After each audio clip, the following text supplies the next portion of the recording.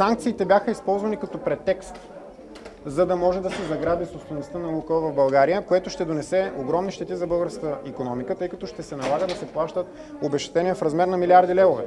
В тази ситуация държавата би трябвало да потърси контакт с руската страна. Както ви казах, разбира се, тя няма да направи подобно нещо. Заради това ние потърсихме контакт от своя страна и утре наша делегация заминава за Русия, за да водим такива разговори. Естествено, ние сме опозиционна политическа сила, дори най-голямата опозиционна политическа сила, но все пак ние не управляваме държавата. Ще представим гледната точка на мнозинството от българската с Медведев. С мнозинството от... Ще представим гледната точка на мнозинството от българския народ. Ние ще направим всичко по силите си, за да покажем гледната точка на българския национален интерес.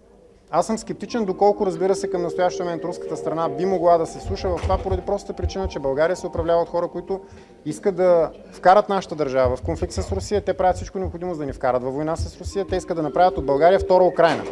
Разрушена, унищожена, мъртва страна. Нещо, което ние от Възраждане няма да допуснем и нещо, което ние ще обясним ясно и категорично.